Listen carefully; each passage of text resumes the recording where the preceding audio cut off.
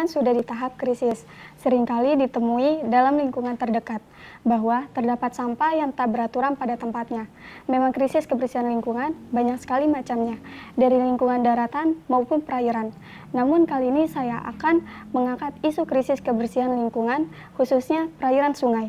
Dan ini sangat berpotensi mencemari air yang digunakan untuk kehidupan sehari-hari manusia. Baiklah pemirsa, kembali dalam acara In-House Talk Show 47 Jakarta. Bersama saya Fidela. Kali ini kita sudah kedatangan tamu atau narasumber kita yang bernama Pak Coki Ferianto.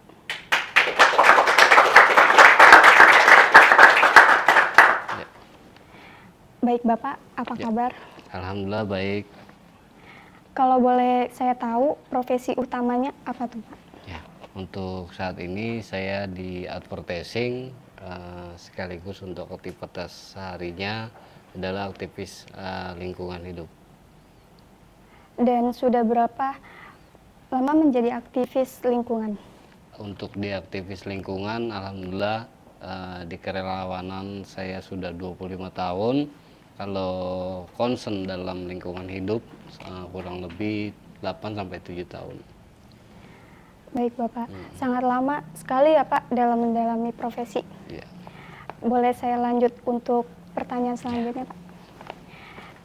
Dari mana sampah yang datang dari Jakarta? Apakah pure dari Jakarta, apa dari daerah lain Pak? Baik, untuk sampah yang ada di Jakarta khususnya sungai itu bukan hanya dari Jakarta, tapi dari Depok, Bogor dan sekitarnya itu. Jadi kalau menurut hasil survei itu memang lebih banyak khususnya ya dari Jakarta itu sendiri gitu. Dan di mana sampah itu bakal berakhir tuh Pak? Kalau untuk saat ini yang sudah kita ketahui, sampah yang ada itu berakhir pasti di TPA, walaupun memang larinya ke sungai gitu. Tapi di ujung sana itu seperti pintu air, terus di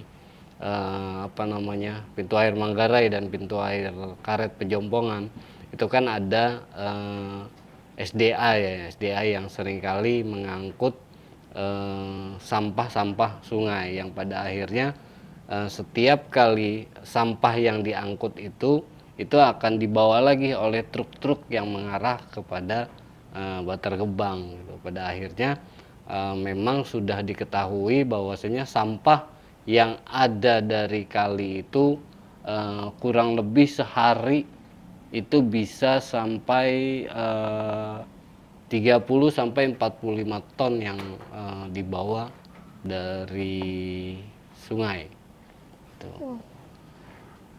Bagaimana tanggapan masyarakat akan tercemarnya sungai yang memang seharusnya menjadi pemandangan indah dan sumber air, Pak?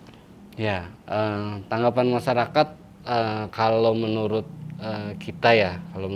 kita saat ini yang memang langsung bersentuhan dengan masyarakat, khususnya di masyarakat bantaran kali, ada beberapa perspektif mereka. Pertama, saat ini mereka sangat bersyukur dengan adanya pihak-pihak pemerintah, pihak-pihak komunitas maupun dari pihak-pihak lainnya yang memang sudah banyak berbuat untuk lingkungan khususnya sungai. Jadi pandangan mereka, pertama mereka sangat bersyukur, terus kedua mereka itu berpandangan bahwasanya terbantu, dengan bersyukur dan terbantu gitu dengan adanya program-program pemerintah yang ada.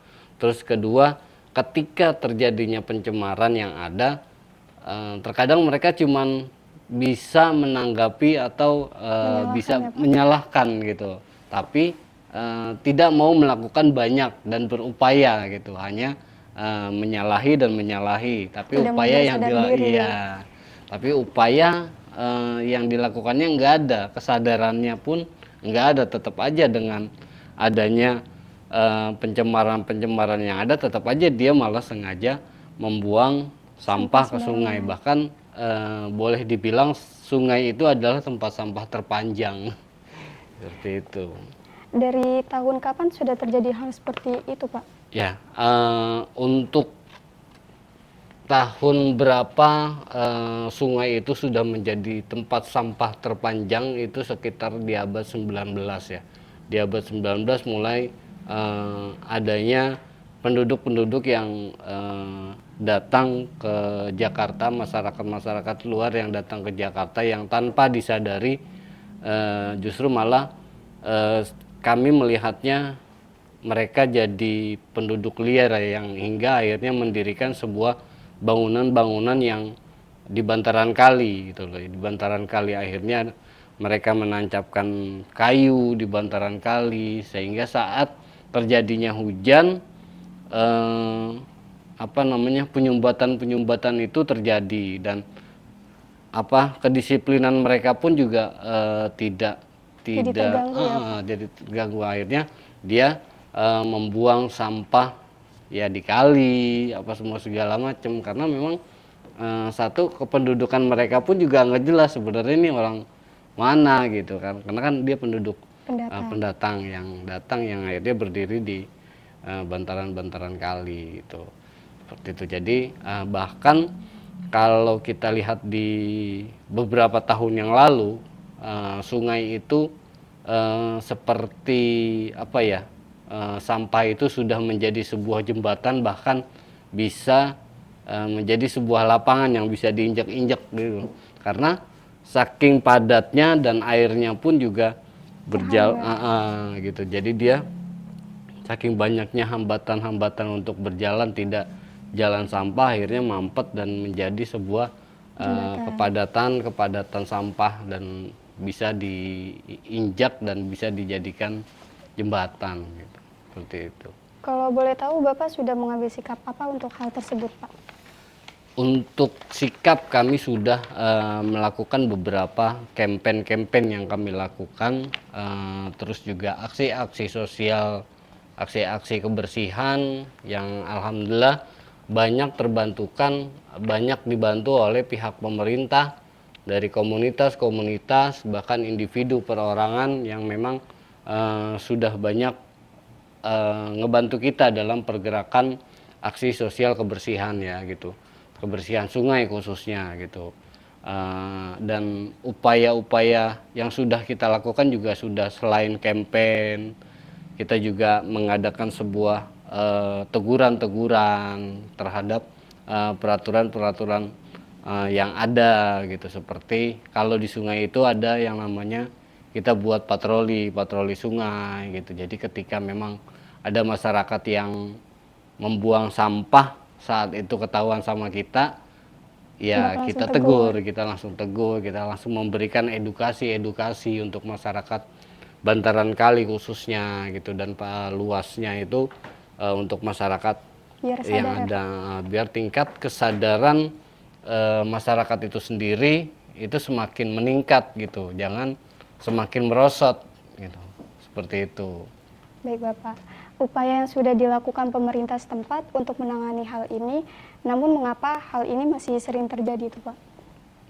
Upaya yang sudah dilakukan oleh pemerintah, saya rasa sudah cukup banyak juga berupaya untuk menanggulangi hal-hal seperti ini. Jadi yang pertama dia meningkatkan kinerja para pekerja seperti PPSU, SDA, sumber daya air dan lain-lainnya yang sudah memang berupaya untuk memaksimalkan kinerja mereka seperti pendalaman sungai, terus memperluas sungai, pemerintah juga membuat adanya normalisasi dan juga ada yang dinaturalisasi gitu. Jadi ada naturalisasi dari Depok sampai Tanjung Barat itu naturalisasi, tapi dari Tanjung Barat sampai Manggarai dan seterusnya itu dinormalisasi. Jadi upaya-upaya pemerintah sangat maksimal ya, menurut saya sangat maksimal dengan yang dilakukan oleh mereka dengan cara meningkatkan kinerja dan program serta sistem yang ada. Gitu. Selain pemerintah, siapa yang harus menangani dan menjaga lingkungan ini tidak lagi di tahap krisis, Pak? Nah, sebenarnya sih tingkat yang paling mendasar ya masyarakatnya gitu, individunya. kesadarannya ya, Pak. Iya, individunya. Jadi yang harus ditekankan adalah tingkat kesadarannya gitu. Walaupun pemerintah sudah berupaya menjalankan program dan sistem serta apapun yang dijalankan oleh pemerintah, tapi kalau masyarakat dan individunya tingkat kesadarannya nggak ada ya percuma gitu loh.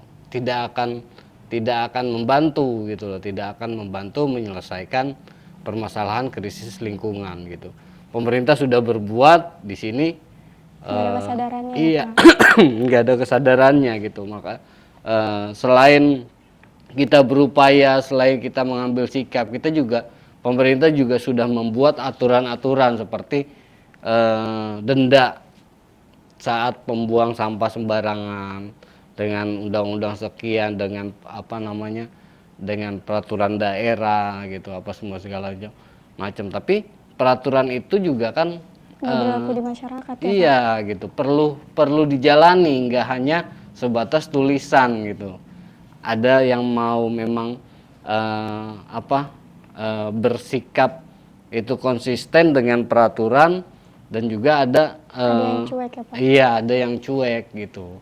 Jadi ya kembali lagi ke tingkat kesadarannya gitu, dan juga memang perlu adanya kerjasama gitu, perlu adanya controlling gitu dari pihak pemerintah, dari komunitas dan lain-lainnya yang saling bersinergi dalam controlling terkait dengan dampak lingkungan atau permasalahan lingkungan. Jadi kalau menurut saya itu kan 15 permasalahan lingkungan memang yang sangat yang sangat diperhatikan itu adalah sungai, karena sungai itu adalah bagian dari peradaban masyarakat gitu loh, bagian dari peradaban masyarakat. Jadi apalagi Jakarta, peradaban sungai itu, peradaban masyarakat Jakarta itu berawal dari sungai, itu makanya sangat penting. Kalau dulu sungai itu adalah bagian dari bukannya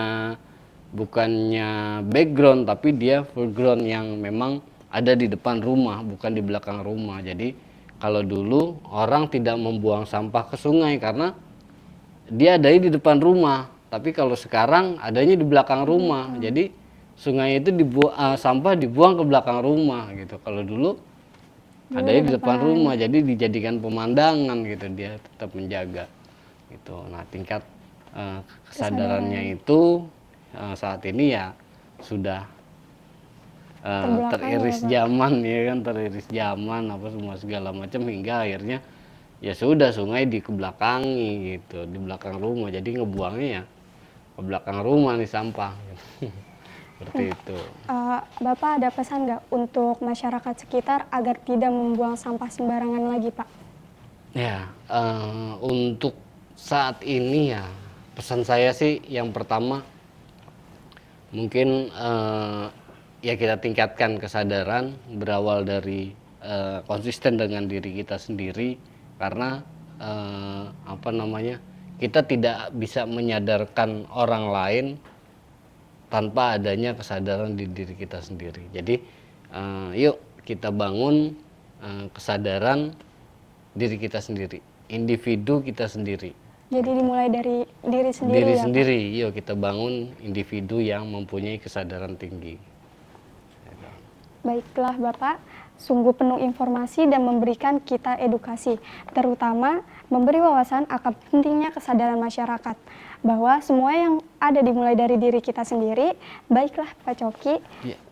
Terima kasih atas waktunya. Baik, iya sama-sama. Baiklah pemirsa, kita sudah sampai ke pengunjung acara. Saya host, sampai jumpa di lain kesempatan.